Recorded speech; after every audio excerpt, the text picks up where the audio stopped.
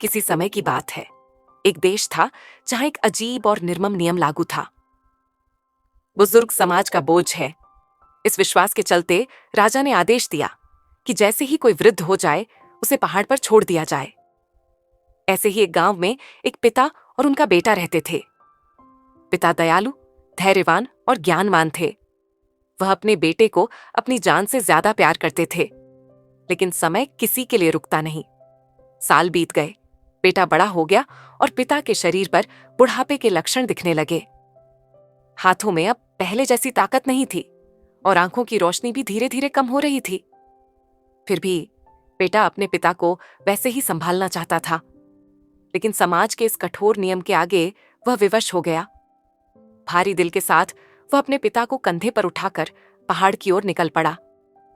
पहाड़ की चोटी पर खड़ा बेटा नीचे घने कोहरे से ढकी खाई को देख रहा था। पिता मुस्कुराकर बोले, बेटा, मुझे यहां छोड़ दो, लेकिन लौटते समय रास्ता याद रखना, क्योंकि एक दिन तुम्हें भी बुजुर्ग होना है। बेटे की आंखों से आंसू बहने लगे। वह अपने पिता को छोड़ नहीं पाया। उसने उन्हें अपने घर के एक कोने में छुपाकर रखना शुरू किया और चोरी छुपे उन्हें भोजन देने लगा। कुछ समय बाद राजा ने एक कठिन पहेली का ऐलान किया। राख से रस्सी बनाओ। सब चौंक गए। यह संभव है? बेटा हताश होकर अपने पिता के पास गया। पिता मुस्कुराकर बोले, रस्सी को जलाओ, देखोगे राख में भी उसकी आकृति बनी रहेगी। बेटे ने उनके बताए अनुसार काम किया और राजा के सामने प्रस्तुत किया। राजा हैरान रह गए। बेटे की बुद्धिमानी देखकर प्रसन्न हुए और उसे इनाम दिया। लेकिन एक और चुनौती आई।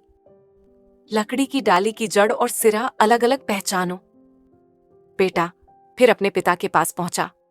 पिता ने कहा, डाली को पानी में डालो, जो हिस्सा नीचे जाएगा वही जड़ है। बेटे ने राजा को उत्तर दिया और उन्हें फिर चकित कर दिया।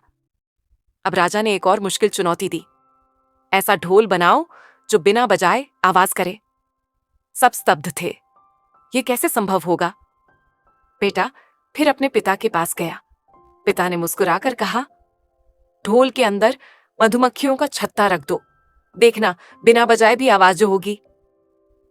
बेटे ने वैसा ही किया।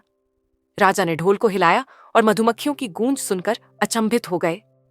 उन्होंने बेटे से पूछा, तुम इतनी कठिन पहेलियों के उत्तर कैसे जानते हो? बेटे ने कहा, महाराज, मैं अकेला कुछ नहीं हूं। मेरे वृद्ध पिता अनुभव के खजाने हैं।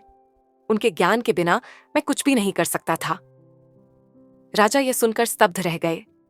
उन्होंने महसूस किया कि असली ज्ञान अनुभव में है। बुजुर्ग कोई बोझ नहीं है, बल्कि वे ही जीवन की असली रोशनी है। उस दिन राजा ने एक महत्वपूर्ण घोषणा की। आज से किसी वृद्ध को पहाड़ पर नहीं छोड़ा जाएगा। वे अपने परिवारों के साथ रहेंगे और सम्मान पाएंगे। तब से समाज में बदलाव आया। माता पिता फिर से अपने बच्चों के साथ प्रेमपूर्ण जीवन जीने लगे। ये कहानी हमें सिखाती है, अनुभव अनमोल है। हमारे माता पिता भगवान के समान हैं। वे हमारे जड़ और हमारे आशीर्वाद हैं।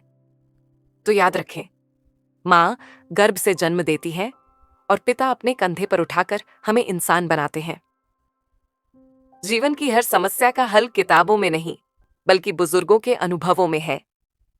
अगर यह कहानी आपके दिल को छू गई तो इसे शेयर करें और अपने माता पिता को सम्मान दें। हमारे चैनल को सब्सक्राइब करें, क्योंकि हम ऐसी प्रेरणादायक कहानियां लाते हैं।